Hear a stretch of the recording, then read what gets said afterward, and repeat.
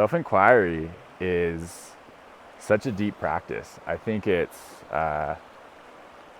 helped me the most in my spiritual practices, and since I started meditating, it's probably what I use the most to actually get rid of things that I don't like about myself. Like to take a hard look at these things and change them. And that's ultimately what we want. Like if there's things that aren't working in your life, they have to change. And self-inquiry, self-observation is probably the best way to actually make them change. And this isn't any like mumbo jumbo spiritual stuff. Like this is like real work that you're gonna do in your psyche. So here's the thing. Without self-inquiry, you have no way of like truly understanding yourself. You have no honesty with yourself. And if there's no honesty, then you can't change anything, right? You're just gonna keep blaming things on life circumstances or on other people or whatever it is, right? So what self-inquiry does, it's almost the first step before you can even self-inquire, is you just have to be honest. Like you have to be like, what are these worst parts of myself?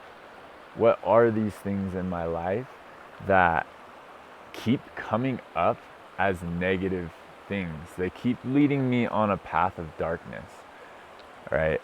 And that's the first step, because you got to know, like you have to come into this honesty if you want to change. And if you don't have it, you can't do anything. You're just going to be spinning your wheels. Okay? So be honest with yourself. What are these things? For me, a couple of them have been like sugar. I have self-loathing tendencies. I tend to get really down on myself and shameful. I tend to not take care of myself, amongst many other things. I used to have problems with alcohol, right? Depression. So these are things that had to get really honest with myself about and be like, why do I keep going back to these things if they don't do anything positive for me? Okay, so here we are. We've been honest with ourselves. So we know these parts that we don't love, right? Now, what we have to do is, in life, we have to observe and watch when these tendencies come about, right? So if I get done with a long day and I'm tired and I come home and there's sugar cookies on the counter and I just start to just indulging. Self-inquiry and the honesty is catching this. So it's like, okay, I'm doing this thing that I told myself I don't want to do, right? It's okay. It's totally okay. But now a conversation begins, and this is huge. A conversation has to begin. It's like, why am I doing this? What has led me to this? Oh, well, I'm feeling tired, and there's still time left in the day, but I don't want to face that time in the day. I just want to like lay down and be done with my day. I don't want to be with myself right now. Okay, why do you not want to be with yourself? Well, because I was attending to other people all day, and I just don't want to face what's inside of me right now, right? So this self-inquiry can keep going. You can keep asking yourself these questions, and if you're truly honest with yourself, you will uncover a lot about why you do the things that you do. And the more that you uncover, the more you're going to see it, recognize it, and eventually start making different decisions. So I think alcohol is another good example. I used to love alcohol, and it caught me when I was young. And I used to just want to drink all the time. Like I drink almost every day of the week, and I'd want to party all the time. And uh, I'd wake up hungover, and I'd be like, "What? This feels terrible. This feels absolutely horrible. Why am I doing this?"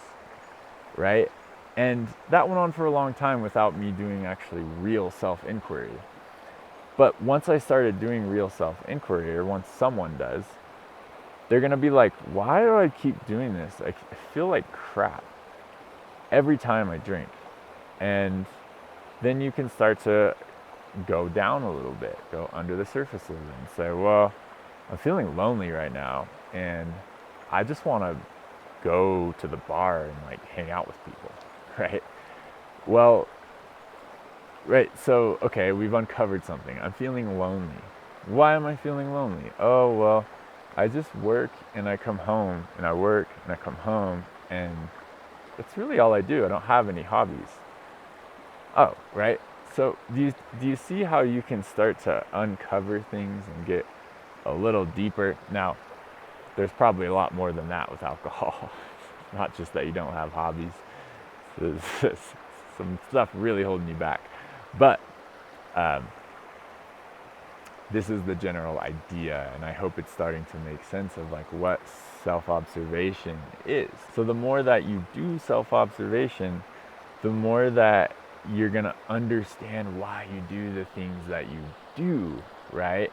And then you can catch yourself in the moment, continuously catching yourself in the moment. And you start to catch yourself before you do it, before you drink, before you smoke, before you react in a way that you don't want to. And in that moment, it's like, oh, there's a space. Oh, I can breathe. And I can choose something different, right? But we have to get to that place of asking enough questions, questioning ourselves, being honest, to finally arrive at the place where before we actually take action, we're having this conversation and we're acting from a place that's more in our essence, more in like how we truly want to be and show up in the world, right? So it takes a lot of work. It takes a lot of this questioning, but I imagine that if you're even watching this video, you're probably already doing it in some way, or you're ready to start doing it. Yeah? So that got me. Deep excavation can occur when you start to do self-observation. You can excavate some of the deepest problems that you have, and I really mean like the worst parts of yourself. You don't want these parts of yourself. They suck, right? Like, I've watched people go in these patterns, myself included, obviously. We're going through these patterns of like going into these parts of ourselves that we hate, right? But it's an addiction. It's something that we've developed as a way to avoid the real stuff in life. So we go to these things that we don't like, but they make you feel good in the moment, right? So this is the type of stuff that we can excavate when we do self-inquiry and self-observation. Now, tips on practicing this. Don't try to do it all at once. It comes slow. You're developing self-awareness when you practice this. And self-awareness, maybe for some people comes fast, but it's going to take years. So just catch it when you can. And then start to be curious. Be curious. Be curious about this honesty. Be curious about yourself, right? Why the hell am I doing this stuff? Don't take it in a way where you come down on yourself. Like, genuinely be interested and curious. Like, you are a human experiment. You're an experiment. And like, why do you act the way that you act? And instead of being like, oh, I act this way because I have so much shame, and it's just like, it could go really deep and dark. Don't let it go too deep and dark. Like, just stay in an observational state. Like, watch it, be curious about it. Promise you can get really far with this. And take it at the pace that feels good. If it starts to feel tough and dark to see all this stuff, good, drop it for a little bit, right? But yeah, try to take it at that pace, see how it feels. And I think that's all I have to say about self-inquiry. Thanks for watching this video. Appreciate anybody who's sharing this energy with me, and just trying to bring a higher vibration into this world, like trying to help myself and help anyone else who's there, who's ready, and who can meet at this level, to just live a good life. Live a good life, be happy, be healthy. Cool. Okay, thank you.